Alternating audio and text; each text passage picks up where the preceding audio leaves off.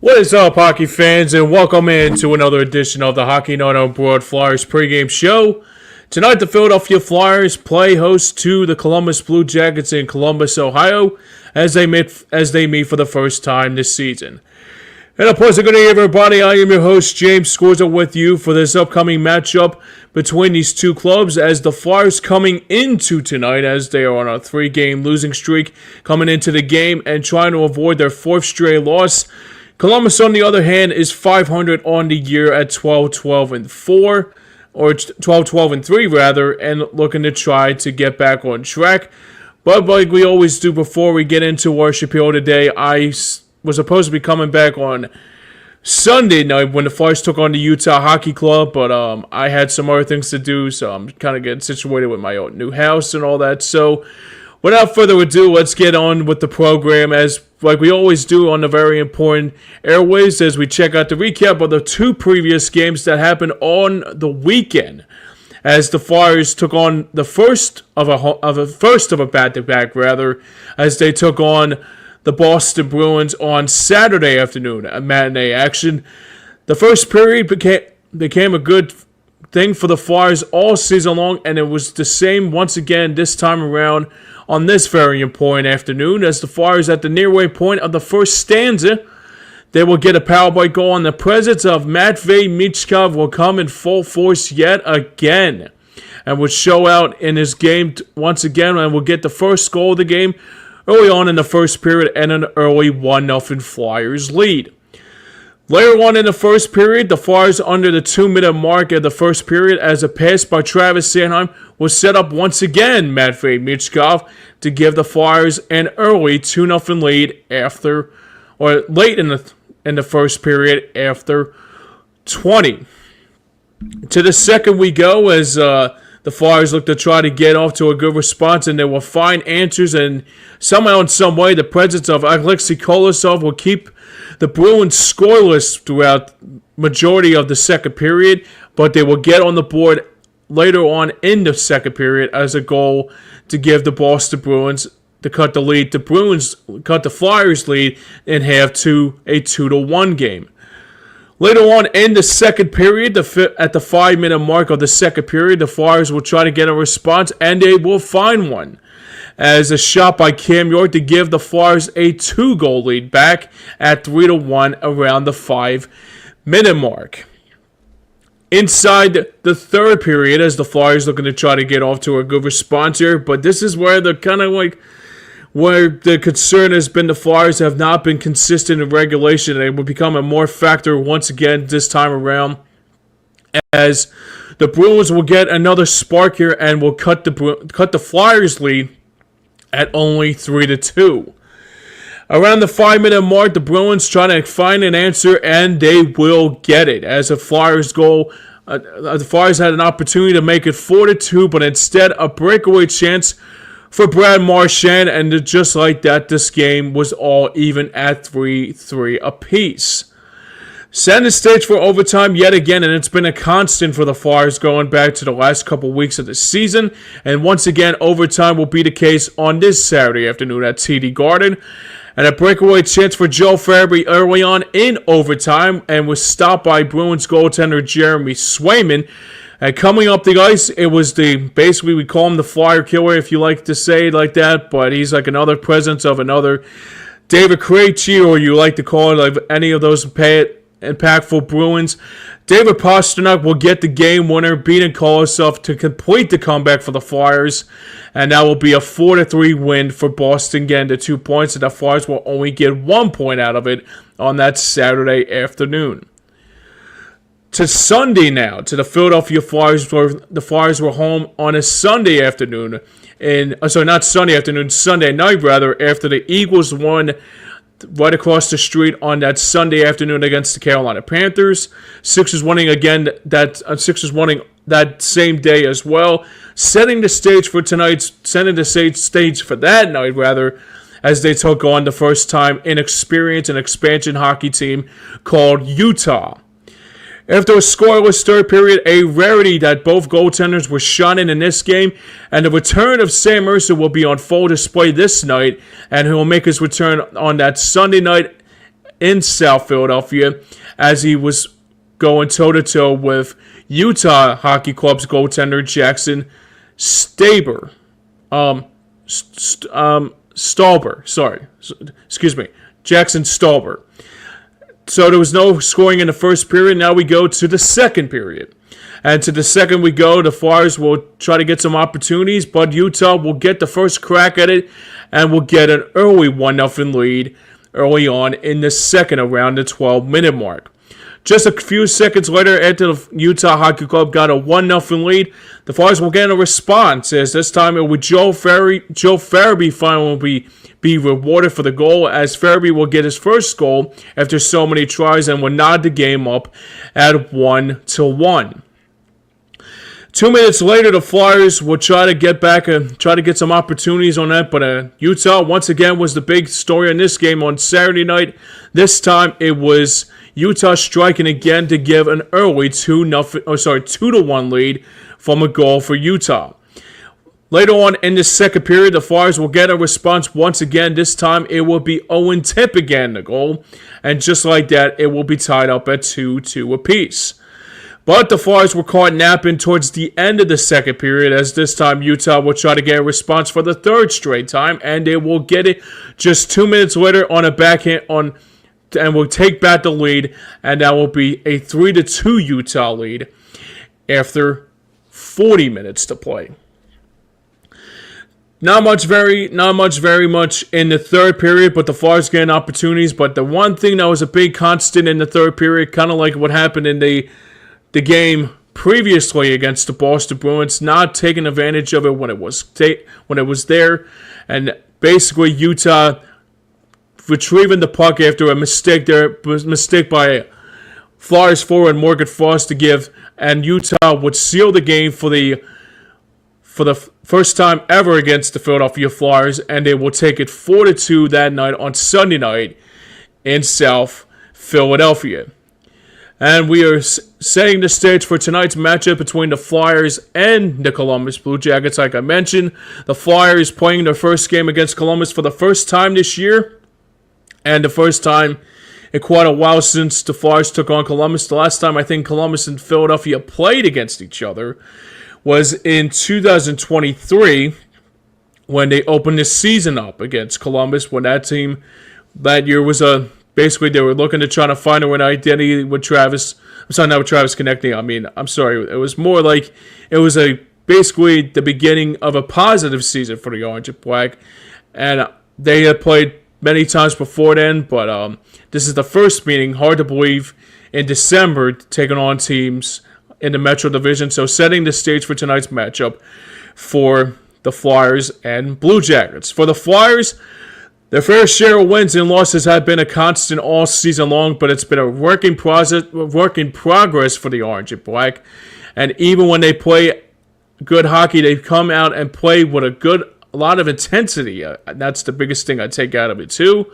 And moving one step forward and moving in a positive direction, but sometimes you have to get some wins in the Metro Division. So I'm advising everybody tonight to keep a close eye on some of the players that the Flyers are going to keep a close eye on for Columbus. Not very much know who is on Columbus. That's going to be a big factor, but they could probably sneak out a win here and there like they did all season long. And like I said, they're 12-12-3 on this season. They are 500 for the Blue Jackets.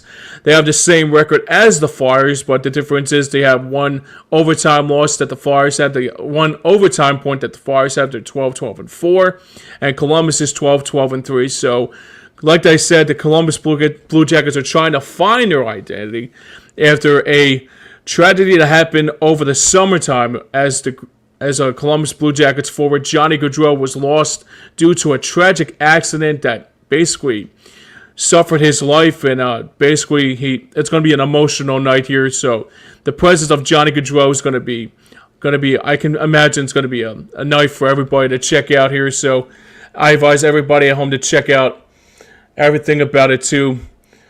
As we got a comment here, honorable mentions, and I definitely want you guys. And he's basically, there's a guy commenting and says that I definitely want you guys to win tonight, that y'all can get over that 500 slump. I do agree. and he's a Dallas Stars fan, and he says my Dallas Stars are playing okay, I guess. Yeah, I mean, we'll be seeing Dallas very, very soon, so I'm hoping to see a lot of good presence of Jason Robertson and Rope Hintz and all the others.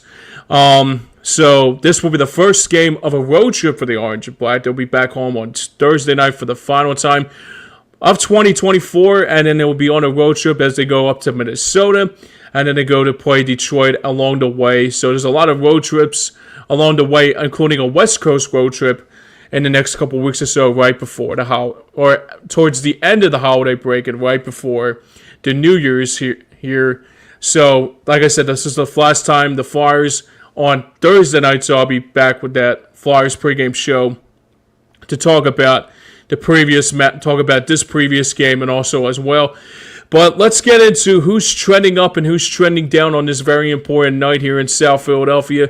For the Flyers, it's been a constant all season long for Matvei Michkov becoming a real big storyline for the Orange and Black, and he has shown a lot of great teams for the Orange. He's shown, basically, he's been a rookie, but it's not shown that he has not been playing like a rookie. He has been playing fantastic for the Flyers and has a very good resume to start out the year. He's going to be on that Four Nations all-star team with Team Russia, so it's good to know he'll be taking the place of Evgeny Malkin and also Alex Ovechkin, who are both out now due to injuries. So he'll be a big one step forward for everybody to look forward to that, especially when that time calls for it. But Matvei Michkov, again, his goal streak continues to be amazing by everybody. His points everywhere, and also he's been very solid all year long.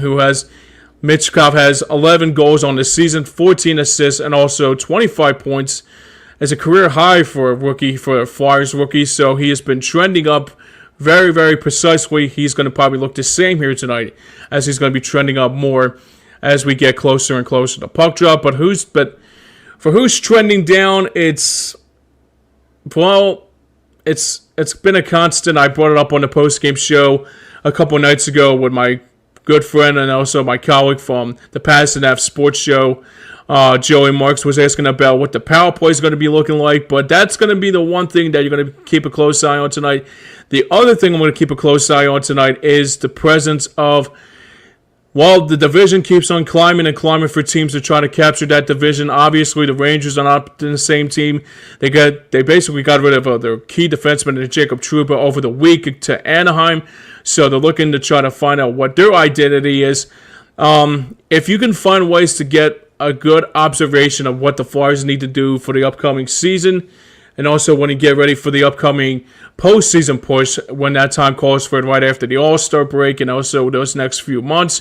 So you got to stay very close in the division. You have to stay very close to everything about that. But the constant is that trying to stay very close with the teams like Washington, like Pittsburgh, and the list goes on and on, even like a Carolina here and there.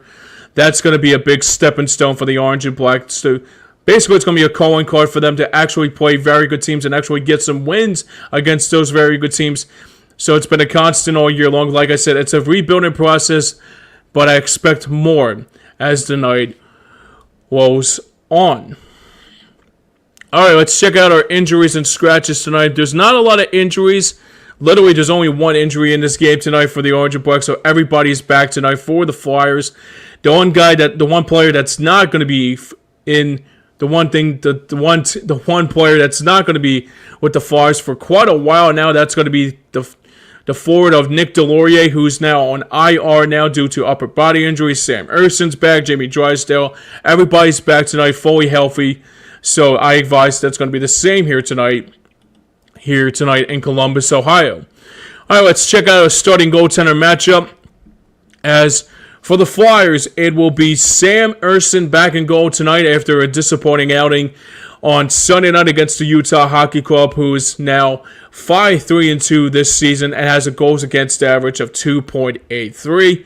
And for the Blue Jackets, it will be Elvis Mers-Lincolns, who is 9-7-2 this season and has a goals against average of 2.95. And before we go, we're going to talk about our predictions. So for me, this will be a get-right game for the Orange and Black, and I hope it will be the same here tonight. I advise everybody to stay very positive about this Flyers team. They're not looking okay. Sure, they look like they really struggle sometimes against opponents, but they play well when it's needed to. So I say the Flyers will win tonight. I feel like we always win in Columbus. Actually, believe it or not, it was a long time ago. Before I go, there was a time that they haven't won in Columbus. They had a streak going, but they have won the last couple of times when the Flyers and Columbus met off against each other. They have been they have been playing to competition.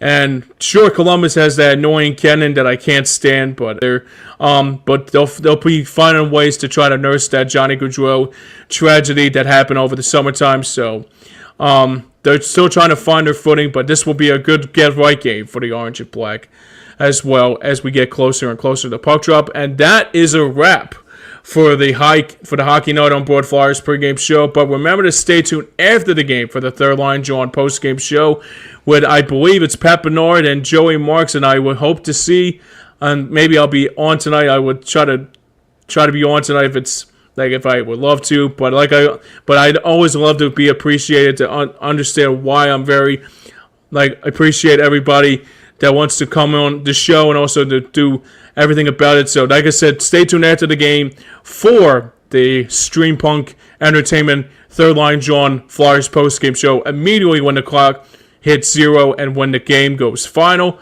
So thanks again for joining me tonight. I really do appreciate it. It's good to know that I have something to talk about tonight, especially some Columbus teams. I will be back again on Thursday night as the Flyers will be back home for the last time in 2024, like I mentioned early on, as they take on the Detroit Red Wings. That will be at 7 o'clock right here in South Philadelphia at the Wells Fargo Center. And after that, it will be a long road trip to close out 2024.